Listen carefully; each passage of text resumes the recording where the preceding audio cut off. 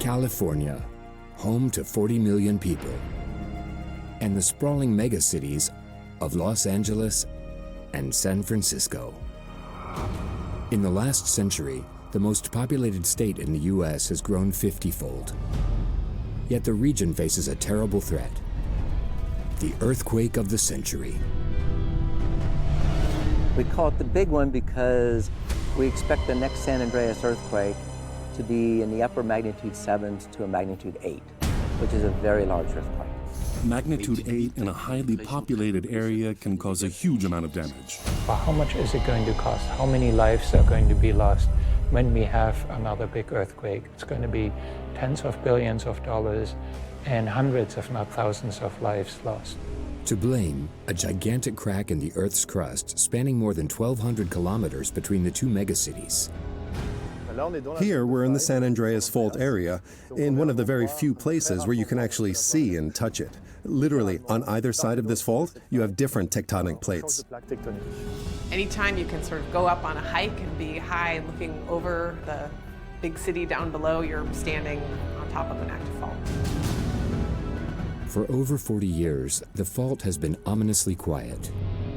Everyone knows that the big one is coming. Even overdue. So when will it happen? What will it look like? How can we prepare? Is it even possible to predict it? To answer these questions, scientists study the geological history of the fault. So we date the different layers, and then we can determine when earthquakes occurred in the past.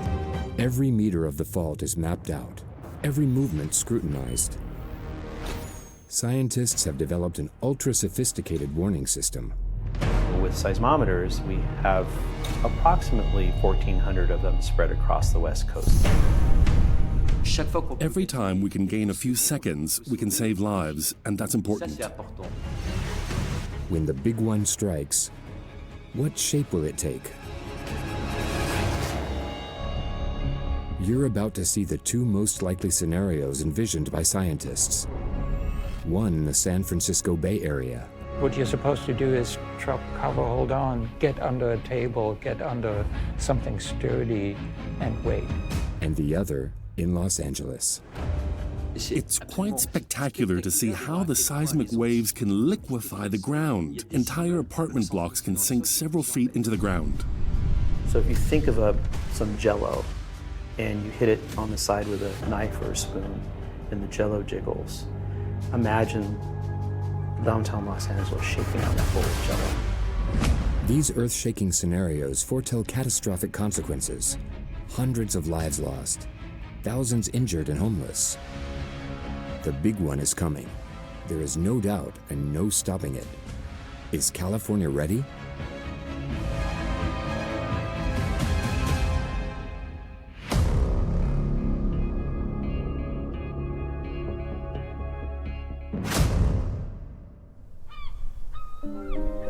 October 17th, 1989.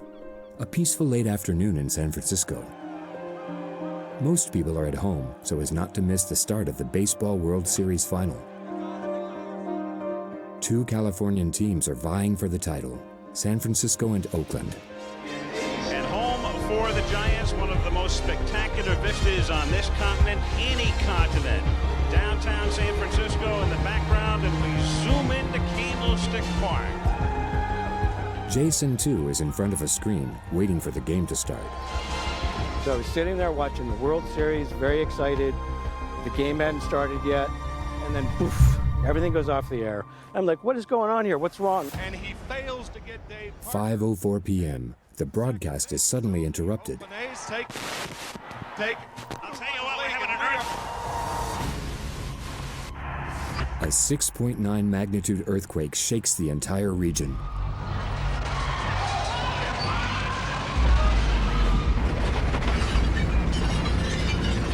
More than 15 seconds of panic. What happened? There's a hell of an earthquake. I remember the noise very much. It was so loud. And then all the large windows started to fall out onto the sidewalk. It was moving a lot. I remember grabbing the table in front of me, and I thought, oh no, this is it. I don't know what that means, if this is the big one or if this is the end, I don't know. How is it all emergency? Cypress section of the West Grand Freeway has come down. The cypress structure has collapsed. 25238, we have a major injury accident. And I walked out onto the street, as did a lot of other people, and it was like looking over a war zone. Our cypress structure in Oakland has just fallen through. The structural collapse of the entire freeway. There were fires. The marina right over there was pretty much all on fire. There was a huge fire, a big, huge flame. And around the city, there were pockets of flames. The earthquake started in an area called Loma Prieta, more than 100 kilometers away from San Francisco. The seismic wave spread through the entire area in less than a minute before reaching the San Francisco Bay Area. San Francisco is on fire. 63 lives are lost and more than 3,000 people are injured. A few years later, barely back on its feet, California is shaken again by a 6.7 magnitude earthquake. For 15 million people in Los Angeles, this was yet another 30 seconds of terror. A few years after that, another earthquake hits, this time in Napa Valley, Northern California.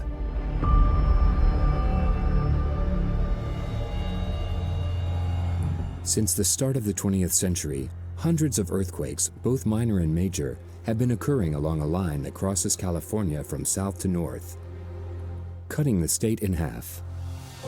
This line is known as the San Andreas Fault. If you are flying, anytime you fly from Los Angeles to San Francisco, you're going up the San Andreas almost the whole time. So if you sit on the correct side of the plane, you can just watch it. Mostly if you want to look west, usually outside of the plane. It is about 1,200 kilometers long, and so in places you'll see a little hill created that will actually show where the fault is located, and that could be through showing potentially ripples, and that is where it shows. And so pictures that you see in textbooks show that sort of rippled landscape. The path followed by the fault endangers more than 2/3 of California's population. That is almost 30 million people. Along the San Andreas Fault, there are several major cities. Obviously, in the south, you have San Diego and Los Angeles. Los Angeles represents more than 10 million people, and further north, you have San Francisco. And so, it triggers extremely powerful earthquakes with magnitudes of over 7 or 8 in very populated areas. I've been in many big earthquakes in my life, and we live in earthquake country, so we're always thinking about these things. Earthquakes are going to happen. It's not a matter of if, it's just a matter of when they're going to happen. California is one of the most seismic areas in the world, but also one of the most populated. When will the big one happen? And how strong will it be? These questions have been asked since the early 20th century, when an unexplained giant earthquake destroyed California's largest city, San Francisco. 1906. The city is booming, its streets teeming with people and incessant activity. But a few hours later, everything will change. 5:10 p.m. The earth starts to shake. More than 40 seconds of terror for the city's sleeping residents.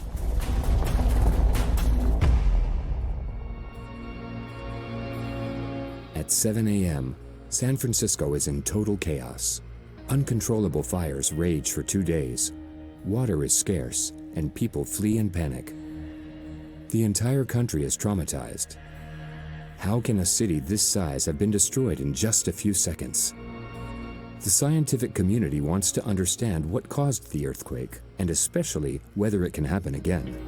The earthquake occurred about 50 years after California became a state in 1850, and it affected the most industrialized, largest city on the West Coast, San Francisco.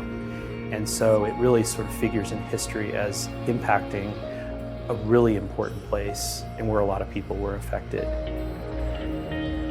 And because it was felt over such a big area and had such a huge impact on San Francisco, the scientists went out to study that, to understand how long is this fault, how far does it extend.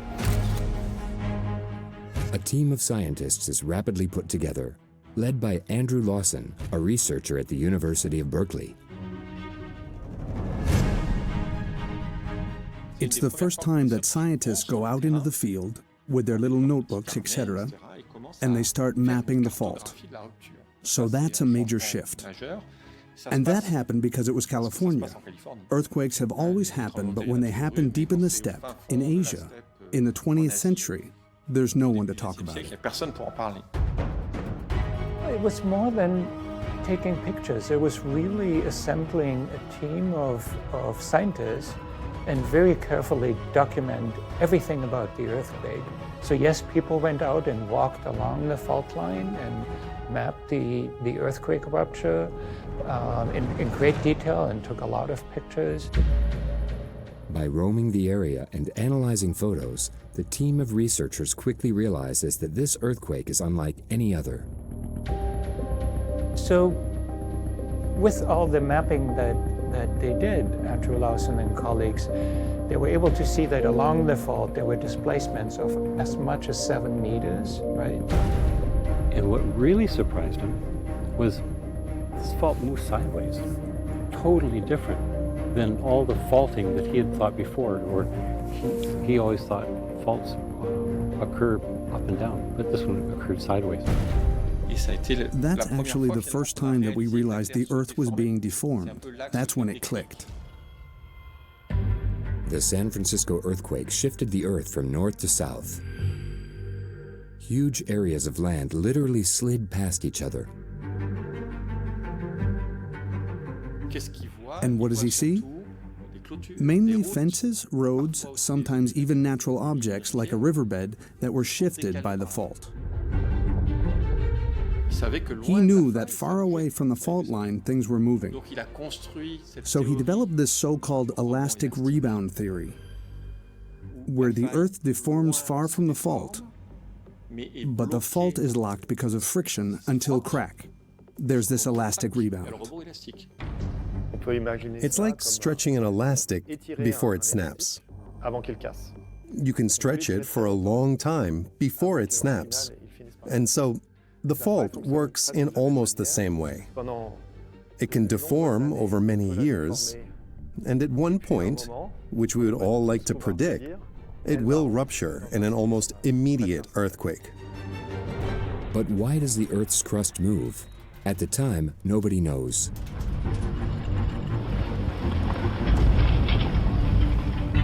Scientists decide to index every earthquake around the world. Their aim? To see whether their location can give any clues on their mechanisms. They discover something surprising. Earthquakes are triggered along very precise lines. These imaginary lines mark out large plates more than 15 kilometers deep, also known as tectonic plates. These plates move very slowly in relation to each other. A century ago, we didn't know about plate tectonics. We didn't know about plate boundaries. And so we've made a great deal of progress since we now know that more than 90 or 95% of destructive earthquakes occur along plate boundaries. You have these rigid plates moving whichever way they can, and all of these plate boundaries are formed by faults. So you have subduction faults, you have extension faults, and you have places where the plates slide along each other, essentially horizontally, like the San Andreas Fault. The San Andreas Fault concentrates the continuous movement of 2 huge plates over 1,200 kilometers. The San Andreas Fault is actually the boundary between the Pacific Plate on the west and the North American Plate on the east. And what's happening is that the western part is moving north. So if you look at your thumbnail and you imagine that it grows about 50 millimeters per year. So imagine your thumbnail growing, and that's how fast Los Angeles is getting closer to San Francisco every year by about 50 millimeters. The main driver is that the whole time the tectonic plates are always moving. They're locked at the faults, but then far away from the faults, they're always moving. So you're always accumulating that energy that you need to release in an earthquake. You accumulate tectonic forces, as they're called, and then you reach breaking point, and that breaking point is an earthquake. And this earthquake will level out the two sides of the fault. Then a new seismic cycle will start, with a new accumulation of tectonic forces that will lead to new earthquakes. Scientists understand that the fault is locked in California, while the huge tectonic plates continue to move in the middle of the Atlantic Ocean to the east, and all the way to Russia in the west. We can measure the speed at which these faults move, so we know the slip deficit that is accumulated along these faults. And we have already exceeded the amount of slip released in previous major earthquakes, so basically, it's ready to happen again. And so the concern is that there's going to be an earthquake, a big one as we refer to, which is the high magnitude 7 earthquakes, like magnitude 7.8, which is sort of the typical large earthquake on the San Andreas. An earthquake of this magnitude could, according to experts, cause hundreds of people to die, thousands to be injured or homeless, and millions of dollars of damage. The stakes are colossal. This is why scientists have only one thing in mind: being able to predict when exactly the big one will happen. The when depends on the timescale you consider. If you're talking centuries, yes, we can predict it. We know there will be a very large earthquake in the coming century, but that's not what interests us from a societal point of view.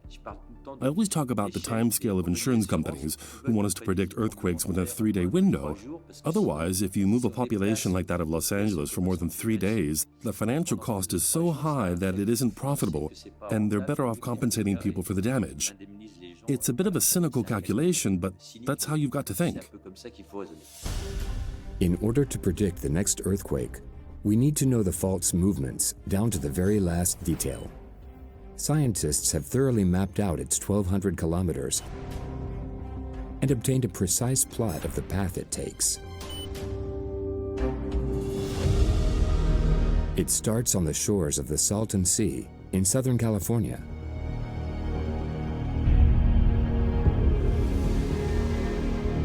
It then heads up north, skirting Los Angeles, before continuing through the valleys around Pasadena. We are standing on top of 2 tectonic plates at the boundary of these plates. On this side is the Pacific plate, and on this side is the North American plate. And so if there's an earthquake here, interesting thing will happen. To my right, there is a university. And if we were here during the earthquake, this university would move in a few seconds 10 meters that direction. That's a pretty big distance.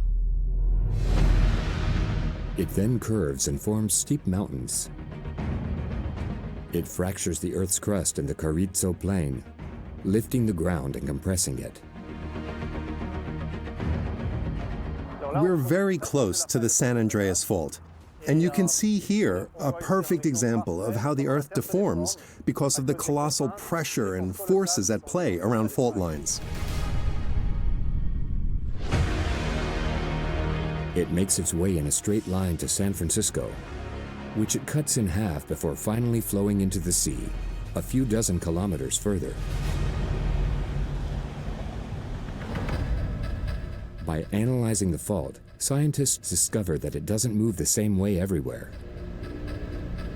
So the San Andreas Fault is interesting because it does have 3 sections. The southernmost and the northernmost are always locked until they're having an earthquake, and then they release all of that tectonic strain that's been developing. The middle section is sort of unique for much of California, at least, in that it creeps, it sort of keeps up with the tectonic rate of the plates. Which means it's constantly moving a little bit every year. And so because of that, it doesn't build up elastic strain energy. It doesn't build up, the rocks don't bend and build up that elasticity to the point where they break and snap back into shape. The south of the fault in San Francisco and the north in Los Angeles are therefore the most seismic areas. But the rest of California is no better protected, as what scientists discover is not reassuring. The San Andreas isn't really just a single fault, it's a system of faults. And in fact, we're out on one of the branches in Southern California called the Elsinore Fault. And the San Andreas is really the biggest player, but it's by no means the only fault that could produce significant damage.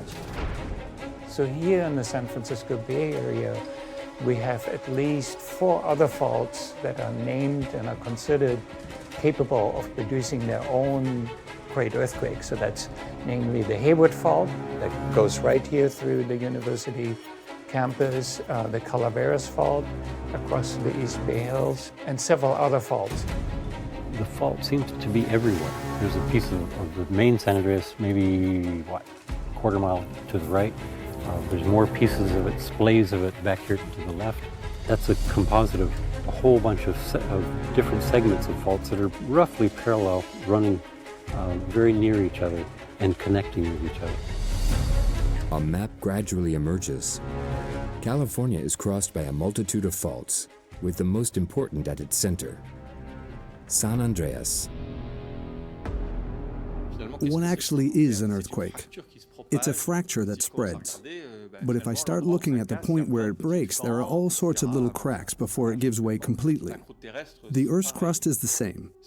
If you look closely at a fault, you'll see a branch here and here and here. So we really live on a very active plate margin, which is also very broad. So it's distributed out over tens to hundreds of kilometers. In fact, there's faults that go all the way to the east. The San Andreas Fault and its multiple ramifications worry seismologists. How can they precisely predict the time and location of the next earthquakes? To answer this, researchers have decided to index past earthquakes and see whether any cycle is repeated. This is the main fault for the Elsinore Fault, and it separates Pliocene sandstone from these Quaternary alluvial fan deposits, which are about 40,000 years old. And these have been translated about 60 to 70 meters to the northwest relative to the sandstone. So this is the primary slip surface right there. Most of the slip will occur right along that fracture, and there are stria on this that are horizontal. So you can tell the motion, the direction of motion on this fault is virtually pure strike slip. But this is what we call the principal slip surface. That's beautiful. By digging trenches perpendicular to the fault, scientists can go back in time. So we excavate trenches across the fault, and we study the interaction between fault motion and sedimentation. So we like to find sites where you're having deposits of silt and sand and clay periodically put across the fault. And so the game is to identify where was the ground surface during a large earthquake. So we date the different layers, and then we can determine when earthquakes occurred in the past. It helps determine or date past earthquakes, and that gives us an idea of what we can expect in the future.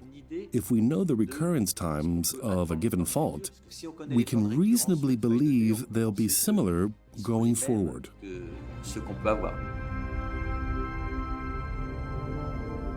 Each earthquake fractures the Earth's crust. Then, as the years pass, a layer of sediment is deposited until the next earthquake, which again fractures the ground, which again is covered in sediment, and so forth. It is therefore possible to go back in time over millennia and determine the dates and magnitudes of major past earthquakes.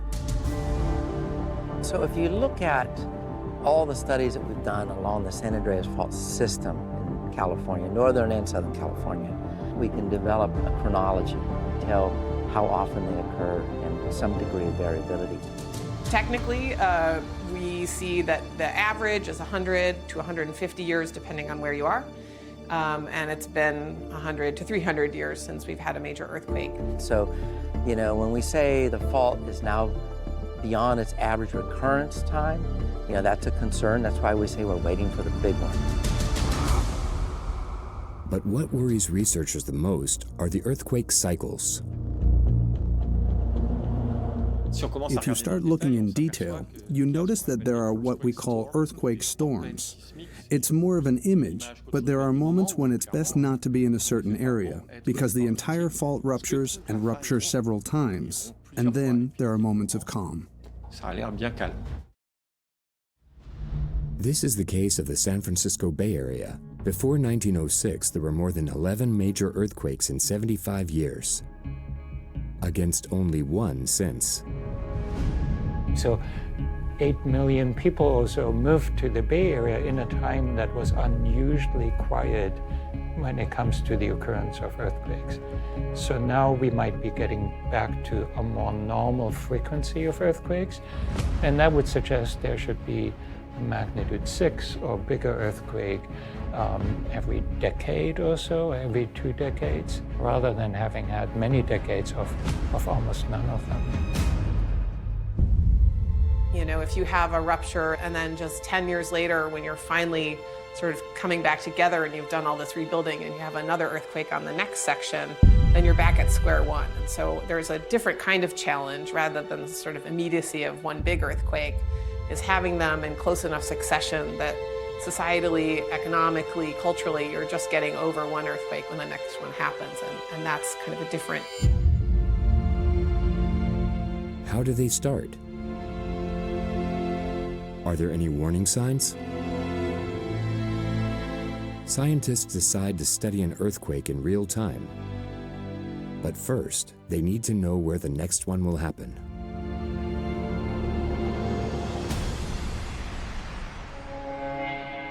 The solution may lie in Parkfield.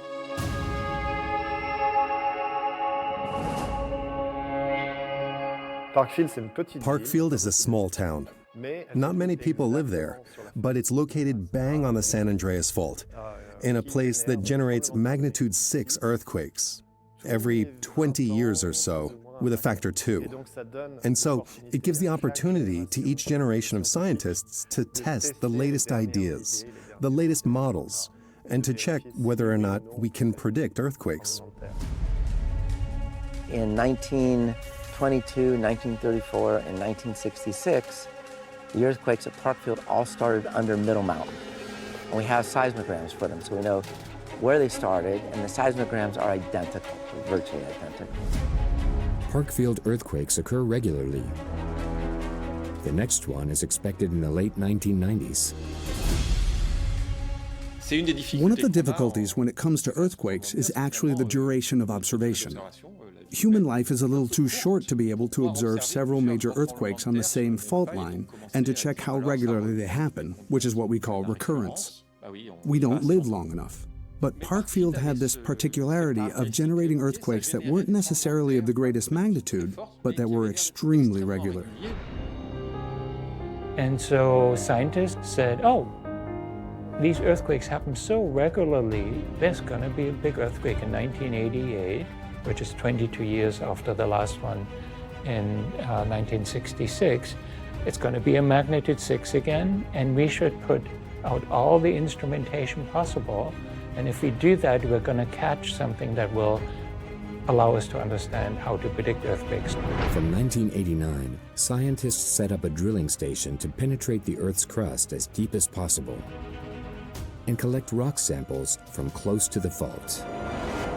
What's really great about this experiment is that they were actually able to dig deeper into the Earth by over a mile to find out what's happening down there, to get a sense of what does the fault look like at depth, and to understand what does the rock look like, what's the composition of the rock, how is it hot, is it cold, what's happening. So that particular study gave us a glimpse into what's actually happening deep inside the Earth, which is we don't get that very often.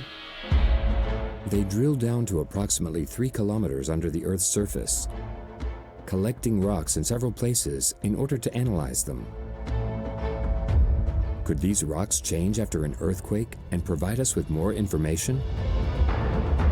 We'll need to wait and see. So they put all sorts of instruments around Parkfield, and they held their fingers in their ears waiting for it to go off. Except disaster. The last predicted earthquake didn't happen, or at least it didn't happen in the predicted time frame. It happened in 2004, and it didn't start like the others. It started 20 kilometers further south. So it did the opposite of every previous earthquake. Nothing happened in the days, hours, weeks before the earthquake that anybody could claim could have allowed us to predict the earthquake. So that was a big reality check. Nothing happened as expected. It turns out that experiment, the Parkfield experiment as it was referring to, didn't end up being an earthquake prediction opportunity. We were expecting to be able to say that earthquakes happen over these time periods, repeat over certain periods of time. And the interval was something in the order of every 20 or so years, and it didn't work out for us. So we realized that this accumulation of 4 or 5 earthquakes that had been kind enough to happen at regular intervals was more of a coincidence, or that there may have been a physical reason we didn't understand, but it certainly wasn't a set rule. But all is not lost. Scientists analyze the hard rocks around the fault. They have literally been crushed and subjected to very high temperatures. Where does this heat come from? Earthquakes are frictional contacts between solids, so they generate heat. It's the same principle as warming up your hands by rubbing them together when you're cold.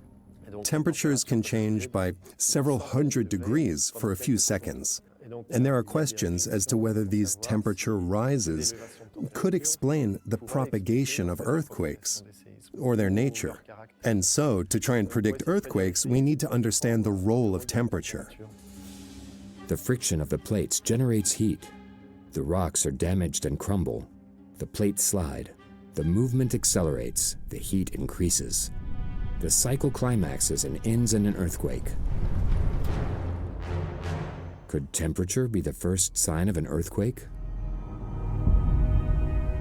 The material analysis, by looking at the amount of heat that's built up along the fault, the amount of heat that's stored, the amount of liquidity that's down at depth along this fault, is going to be an important piece of information that comes from it. And that goes a long ways to understanding what stresses have to build up before an earthquake flattens San Francisco again, or Los Angeles. For now, everything is up in the air. Parkfield seems to have been abandoned while we wait for the next earthquake. The instruments are in place, and other avenues are being considered. Some people think that electromagnetic signals are emitted before an earthquake. There are also chemical signals, such as the emission of certain gases like radon. Temperature is one example among many, but honestly, I'm not sure it's very reliable yet. My sense is that will improve our understanding of the earthquake system. It will be relatively unlikely to allow us to actually predict earthquake with any confidence. So what we want is something that we say that can happen over certain defined periods of time. And if you start applying exceptions and start saying, well, under these conditions it does this, under those conditions it does that, then it ceases to be a really good model to predict earthquakes. The San Andreas Fault is ready to shake. Scientists have known this since 1906, but have so far been unable to give a precise date or detect any early warning signs. By its nature, earthquakes are chaotic, meaning even the littlest change in the system, right? The butterfly effect, even just a little kink in a fault or a certain aspect of an earthquake when it happens changes the system enough that it's never going to be predictable, that no matter how sophisticated a simulation you build, it will never truly allow you to predict what's going to come next. To be clear, today, we don't know how to predict when earthquakes will happen. We test, we have a lot of ideas, but we're not yet capable of making quantitative predictions. In terms of prediction, we're a little stuck. I'd say when I got into this business 40 years ago, there were a lot of people that thought we were just on the cusp of predicting earthquakes. I'd say now we know we're farther away from that point than we thought we were 40 years ago. Seismologists have reached an impasse, and California's population continues to increase, as does its construction, creating more and more megacities.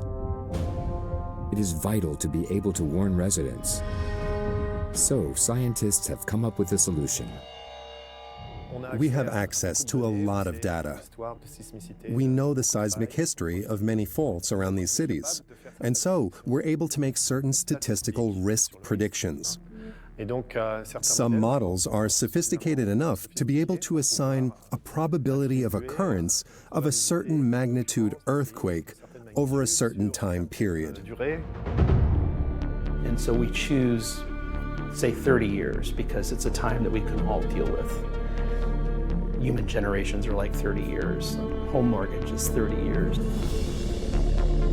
We can write a probability distribution that in the next 30 years it has a 10% chance of rupturing.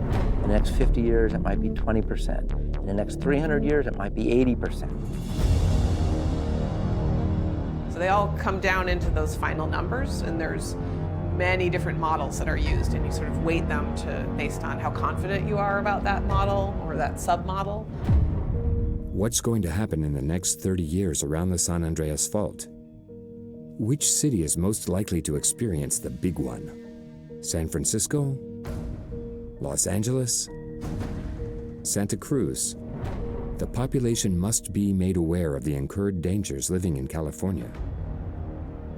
In the San Francisco Bay Area, there is a 70% chance of the earthquake of the century happening in the next 30 years. Seismologists have even detailed the probability on every active fault, each one threatening a major city.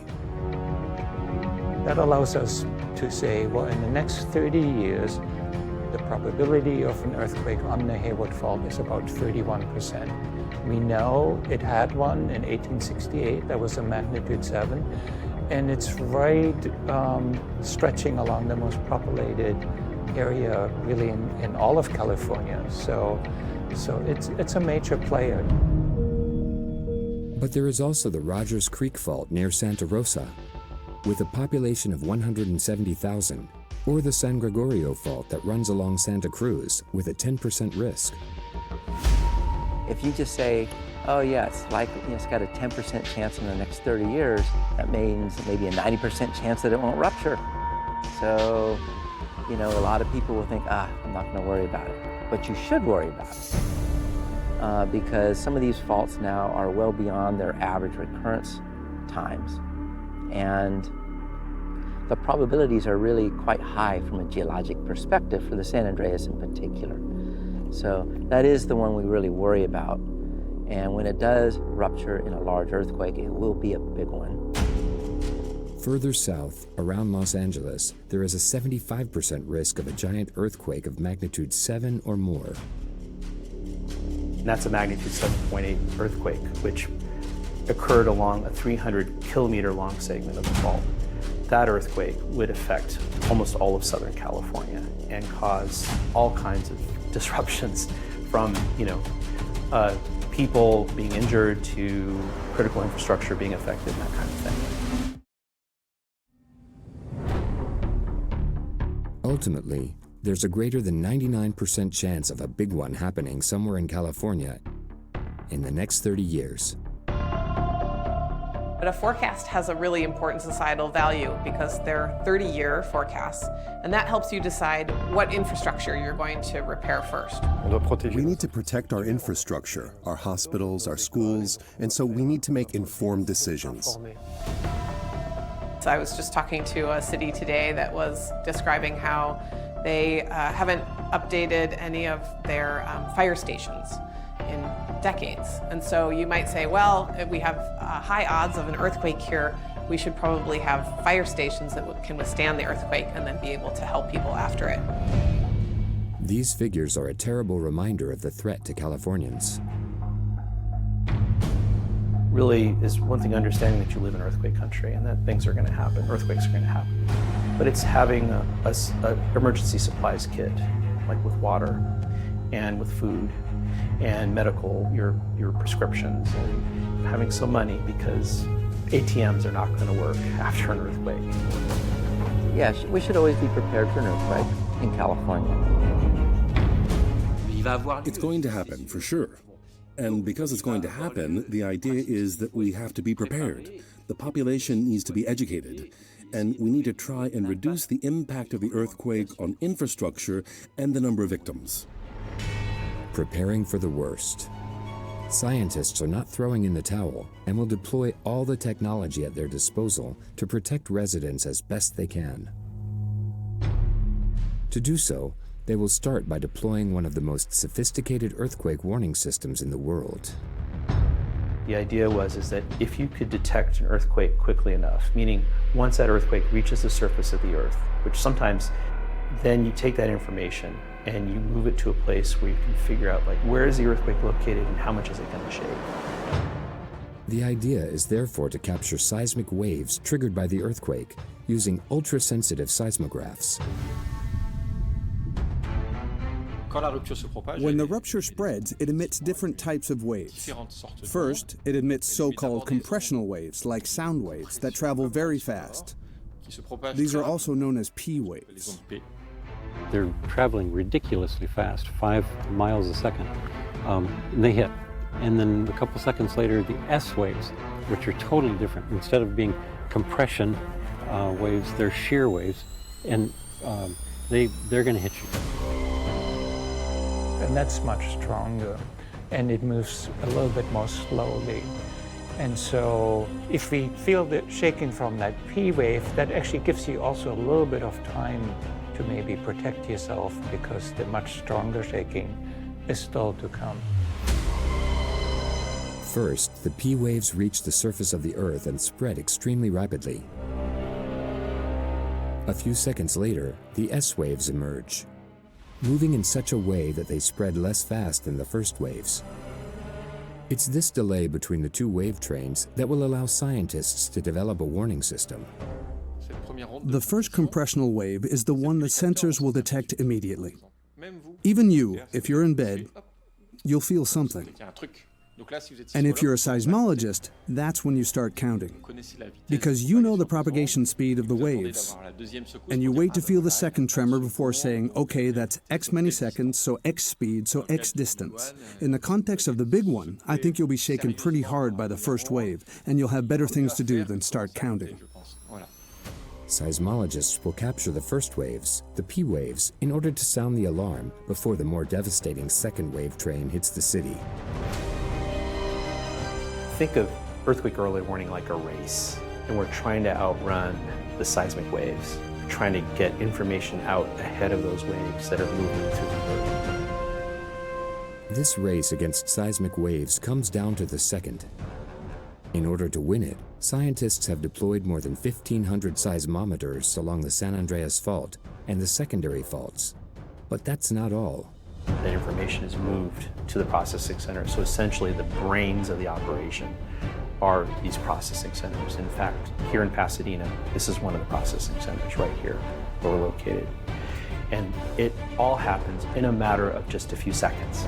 And that's the important thing is that this is one of the key innovations. We've been using seismometers for years, but the ability to process that information super fast is the real innovation here.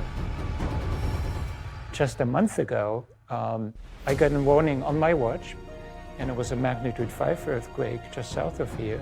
But I got the warning before the earthquake happened, and I was in a meeting, and we dropped, covered, and held on, and it worked. So when a much larger earthquake will happen, and it will happen, it's probably going to make a big difference.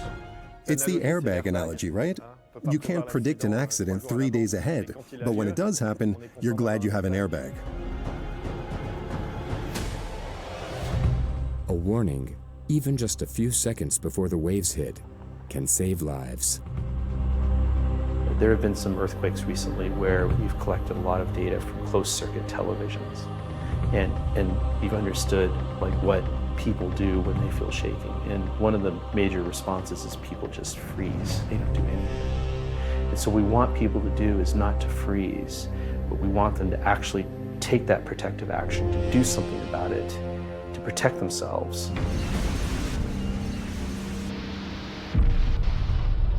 Preparing the population, anticipating, knowing what to expect. These are the challenges facing scientists. How fast will the waves spread? How long will residents have to protect themselves? Will the buildings hold up? To answer these questions, seismologists have simulated the most probable Big One scenarios in California's two most at-risk megacities. Up north, the Hayward Fault represents the greatest danger. Several million people live and work nearby. Major earthquakes occur every 150 to 220 years, and the last one dates back to 1868. At 0 seconds, the fault ruptures in the extreme southern part of the bay. The warning systems detect the first waves. So the earthquake starts in the earth, reaches the surface in about 1 second. Information is moved from the sensor to the processing center in about 1 second. And then the processing center works on it, say, for about 3 seconds. And then it makes that information available to other people who then deliver alerts. That could take an additional 3 seconds. 7 seconds after the earthquake is detected, the warning goes out. But the earthquake has already wrought havoc at its epicenter, Fremont, a city of 220,000 people. If you're close to the epicenter, there is what we call a blind zone, where the warning system isn't much use because the P waves and the S waves hit almost simultaneously. One of the major factors is how far they're away from the epicenter. So distance matters. The idea is if you're farther away, then you'll have a little bit more time. The P waves spread towards Oakland and Richmond. 5 seconds later, the more devastating S waves hit and caused the buildings to shake for more than 30 seconds. The idea of the early warning system is to set a certain number of criteria based on the sensors in order to say something is happening that is abnormally strong. So we'll activate a certain number of security processes without even thinking. Typically, we'll shut down high-voltage electricity lines because we know that the wave train is coming, and we'll shake everything up, causing live wires to touch and cause a short circuit. We'll shut down gas supply. You can go through every red light. Everyone stops. There are automated systems that shut down industrial manufacturing or open up fire station doors. There, even a second might make a big difference. San Francisco is hit 26 seconds later, but the worst is yet to come.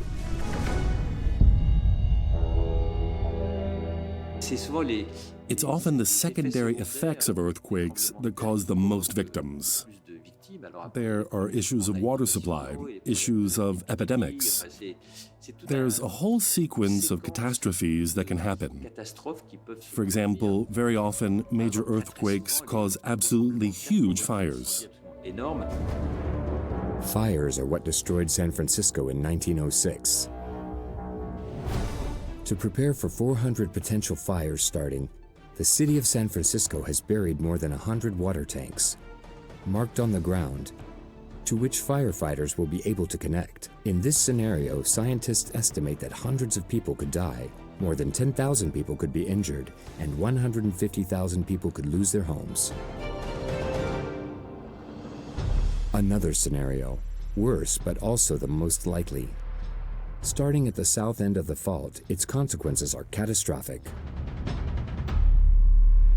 The earthquake is triggered around the Salton Sea. It is immediately detected by the warning system. The stopwatch starts. So we did a scenario of the fault breaking all the way from the Salton Sea, all the way up to the northwest part of Los Angeles County. It's called a shakeout scenario, and it takes about 90 seconds for that rupture to move 300 kilometers. That's pretty fast. Los Angeles marks the halfway point. The first waves hit at 35 seconds. But what will play against the city is its relief. Los Angeles is built in a basin. It's essentially a big bowl. If you send waves in there, the waves hit, but that's not all. Unfortunately, they're reflected everywhere. We're going to have waves spreading in the Los Angeles basin for several minutes, when they've already been and gone everywhere else. And so that creates waves that are bigger and last longer. Long enough, unfortunately, to bring down buildings. And what happens with seismic waves when they hit these basins is they slow down and they get bigger. That means that things shake a lot more. So if you think of some jello and you hit it on the side with a knife or a spoon and the jello jiggles, imagine downtown Los Angeles shaking on that bowl of jello. The waves bounce around the basin, creating another much more devastating phenomenon. If you have a basin, you have a basin filled with sediment. And that means that you aren't on solid ground. You're on soil, on loose sediment, and that doesn't particularly enjoy being shaken. When you shake the ground becomes liquid. It's kind of like when you're at the beach and you shake a stick in the sand. The water comes up and the ground softens. The same thing happens in sediment basins. It's quite spectacular to see how the seismic waves can liquefy the ground. And that's a problem, because even if you constructed your building extremely well, if it ends up like this, it might not crumble, but it will fall down. The city will be shaken for several long minutes before the earth calms down again. Is California ready for these earthquakes of unprecedented intensity in its ultra-industrialized cities? Everything is set up to warn the population, save lives, and protect infrastructure. Efforts and research are ongoing in this race against time. And the predicted big one.